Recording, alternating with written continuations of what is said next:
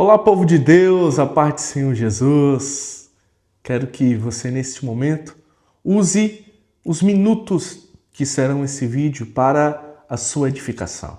Então, pegue aí um café, se sente, fique confortável, porque Deus deseja falar com você através dessa breve reflexão.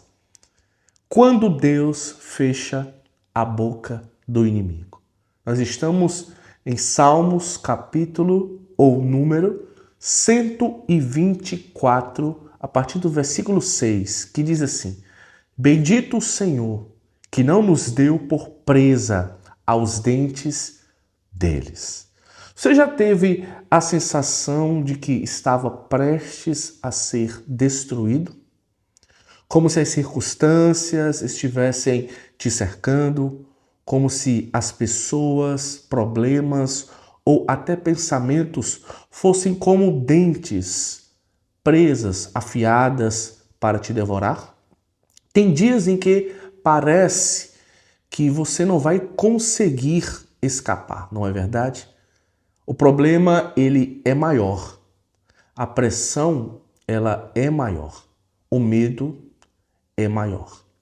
A tensão é que por alguns ou algumas são destruídos pelo esse medo, enquanto outros escapam no último instante. Existe essa pergunta. Por que alguns estão sendo esmorecidos por este medo e por que outros escapam deste medo?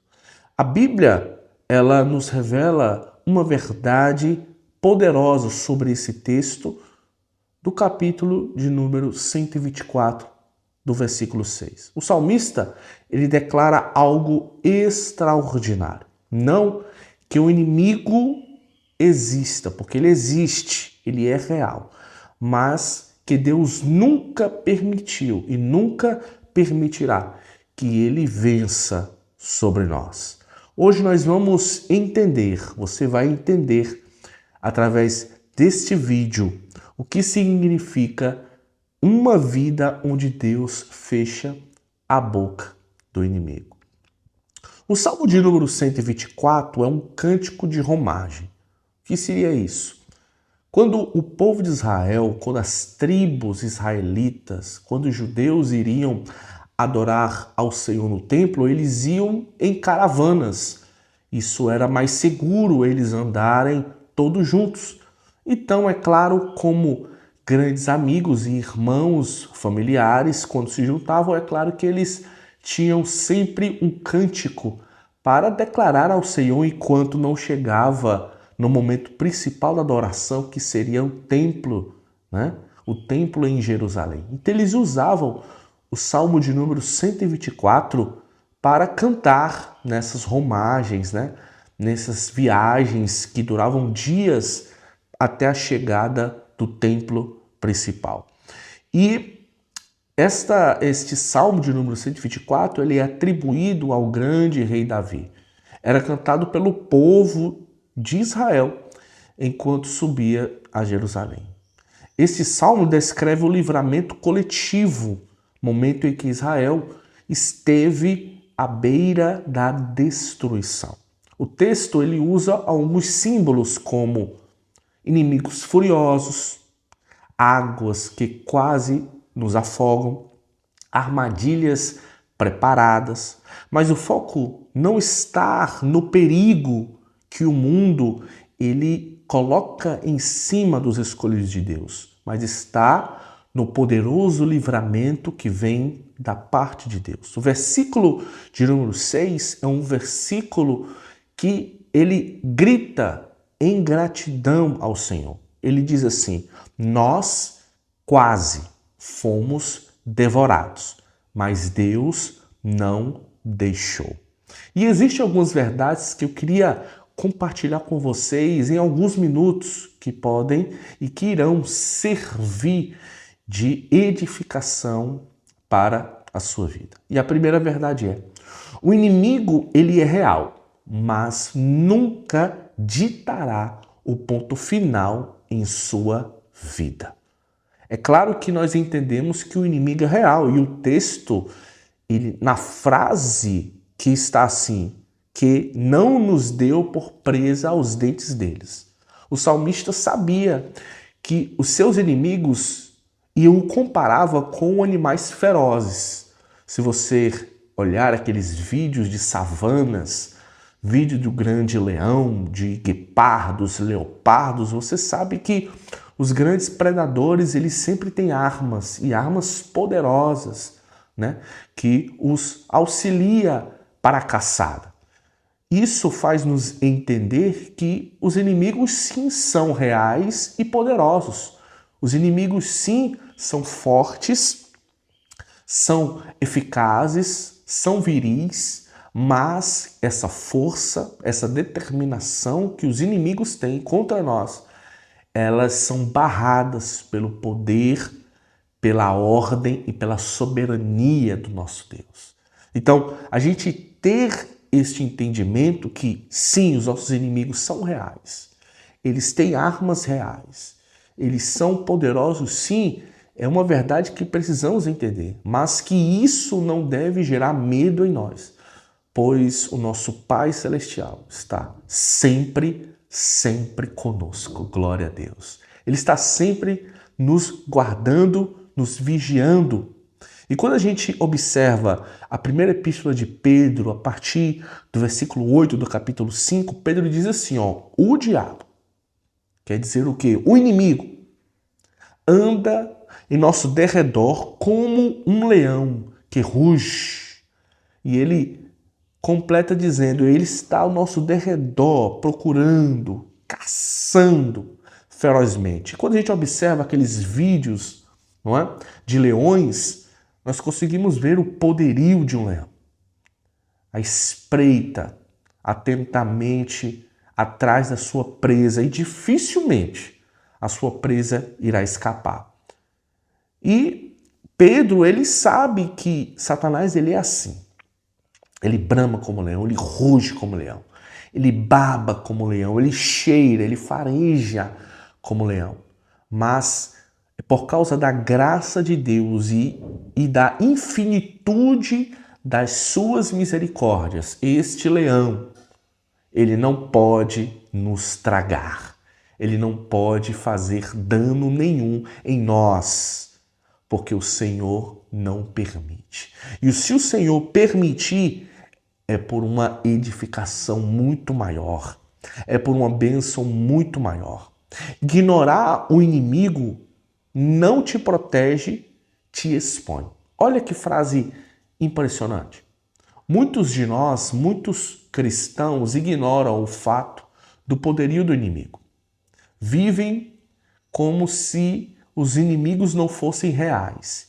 E uma presa e um animal que não tem a sapiência, não entende, não raciocina que ali existe algo perigoso, ali existe algo que foi lançado pelo inimigo, ali existe algo que foi endereçado para matar a nossa vida, para destruir a nossa espiritualidade. O crente que não identifica isso, ele será uma presa fácil. Eu comparo a um soldado que foi para uma guerra totalmente desarmado. É uma ingenuidade muito grande, que pode sim trazer a morte. Então, ignorar o inimigo não protege, mas sim expõe a sua vida. Entenda que há limites impostos por Deus. Jó capítulo 1, versículo 12, Deus diz, você pode tocar tudo em Jó, mas você não vai tocar na vida dele. E foi isso que aconteceu. Satanás desceu da presença de Deus e tocou em tudo que Jó tinha, nas suas riquezas, na sua família, mas nele não tocou. Isso nos demonstra uma verdade. Tudo que acontece na vida de um justo, na vida de um íntegro, na vida de um temente a Deus, na vida de alguém que se desvia do mal, está debaixo da ordem divina e soberana de Deus. O inimigo só vai até onde Deus permite. Temos que entender isso. O inimigo, ele é real, mas ele nunca ditará o ponto final em nossas vidas. A segunda verdade que eu quero compartilhar para você. O livramento é uma intervenção divina e não humana.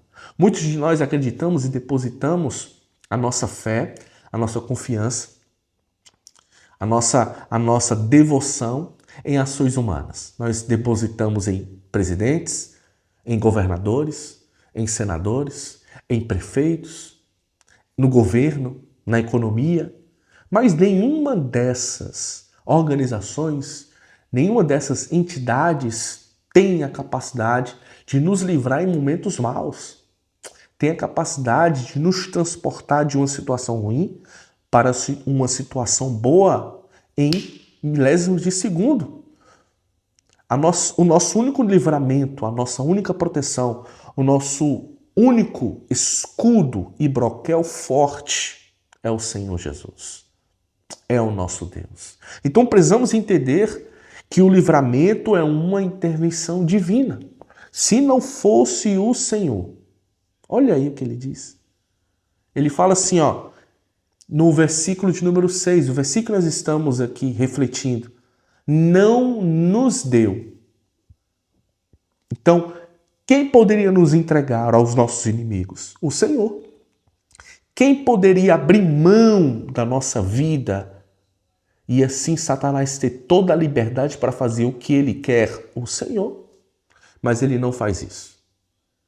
E sim, ele nos protege. Intervenção é um ato ou um efeito de interferir ou intervir, significando a interferência, mediação ou influência em uma determinada situação, conflito ou processo para alterar o resultado. Então Deus, ele se interfere em N momentos da nossa vida. N momentos nós merecemos, sim, até alguns resultados. Não é verdade? Nós estamos no trânsito, passamos um pouco do limite de velocidade, o que estamos procurando? Quando passamos do limite de velocidade, o que estamos procurando? Quando compramos algo que não podemos pagar, o que estamos procurando? Quando colocamos a nossa mão dentro da boca de um leão, o que estamos procurando na realidade? Mas muitas das vezes nós somos libertos porque Deus, ele interfere no meio da história. Ele interfere no meio do momento. E se não fosse essa interferência de Deus no meio da história, nós teríamos recebido tudo e mais um pouco daquilo que merecia a nós receber. Salmos de número 44, versículo 3 diz assim: não foi pela sua espada que possuíram a terra. Então, o salmista está dizendo, não foi pela espada que Israel ganhou as batalhas, mas foi pela forte presença do seu Deus. Você não venceu sozinho, Deus lutou por você. E existem batalhas que, se Deus deixasse você no ringue sozinho, contra o seu adversário você perderia. Se Deus deixasse você sozinho contra o seu adversário em um ringue, você perderia. Mas ele não faz isso. Ele entra com você e interfere na história. Está entendendo aí a situação? Então é isso que traz esse sentimento que o livramento, ele é uma intervenção divina e não é humana. Então, pelo amor de Deus, coloque a sua fé, a sua confiança, a sua devoção, a sua piedade no único que realmente vai te livrar, vai te ajudar. Pare de confiar apenas em estratégias humanas. Um cavalo prepara-se para o dia do trabalho, mas o Senhor vem a vitória. Isso está escrito em Provérbios 21, 31. Então, queridos, quando o guerreiro ele iria para a batalha, antes de ir para a batalha, ele preparava o cavalo, a sua ferramenta de guerra, via a sela, se estava tudo perfeito, se estava tudo em ordem, vinha a sua espada.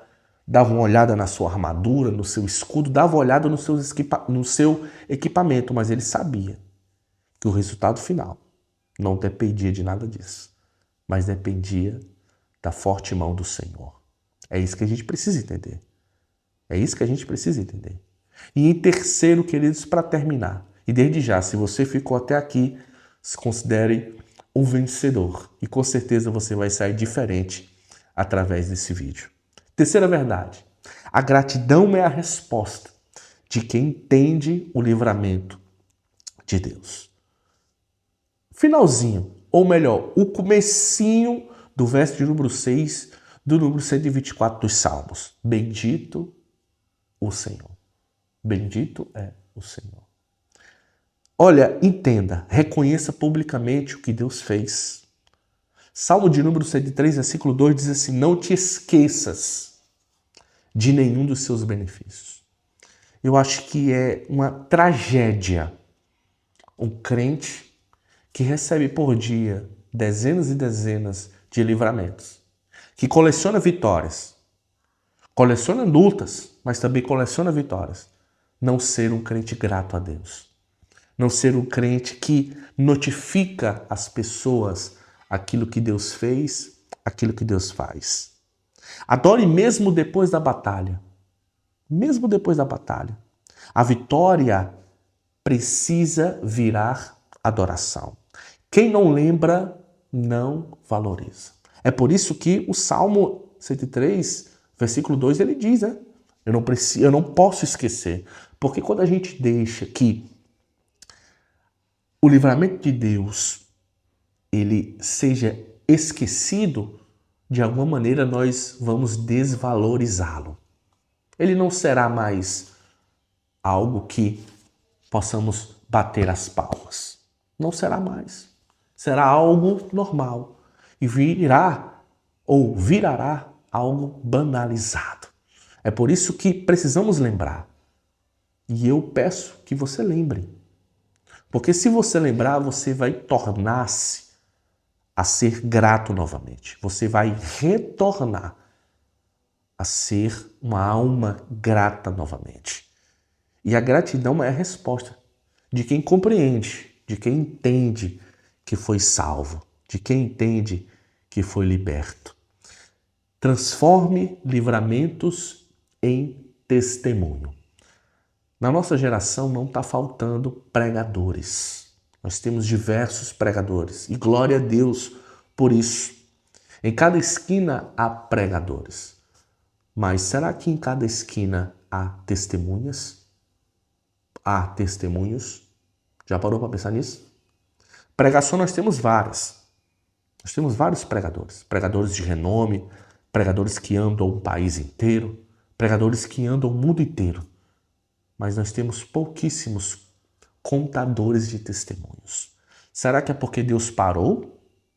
Será que é porque Deus está descansando? Será que é porque Deus está de férias? É claro que não. É óbvio que não. É porque nós paramos de lembrar.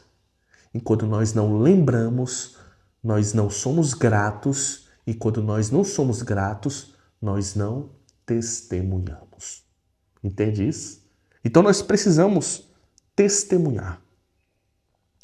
Marcos capítulo 5, versículo 19, o próprio Jesus diz: vai para a tua casa e anuncia-lhes tudo o que o Senhor te fez. Anuncia-lhe tudo o que o Senhor te fez. É interessante que Jesus não manda ele ir para os montes, para as praças, para as avenidas, para os centros comerciais. Não, ele manda ir para a sua casa. Vai lá para a tua família, homem, que é o primeiro centro de evangelização da terra. Não precisaríamos de missionários em outros países. Não precisaríamos nos deslocar para outros continentes se cada crente evangelizasse a sua própria casa. Se cada crente evangelizasse a sua casa, a sua família. Não precisaríamos de tantos recursos sendo deslocados para que um possa fazer aquilo que o outro não quer fazer. O seu testemunho pode ser um livramento para alguém. Já pensou? Já pensou nessa verdade? O seu testemunho retido em você é menos um que não será edificado pela palavra do seu testemunho. Então entenda isso. Salmos de número 124. Concluo aqui, versículo 6. Nos ensina que o inimigo ele é real, mas ele não dita o ponto final. Nos ensina que o perigo ele é verdadeiro, mas nos ensina que o livramento de Deus ele vem, e ele vem no momento certo. Você não foi destruído porque era forte. Não.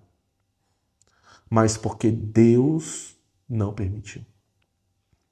Se você ainda está de pé hoje, se você ainda estará de pé amanhã, é porque Deus ainda está lutando por você.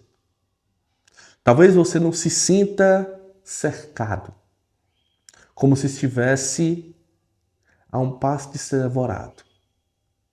Mas Deus te trouxe através desse vídeo para dizer: ainda estou no controle. Eu não entreguei você. Que Deus te abençoe. Compartilhe essa mensagem. Espero que seja de edificação para a tua vida. Que Deus te abençoe.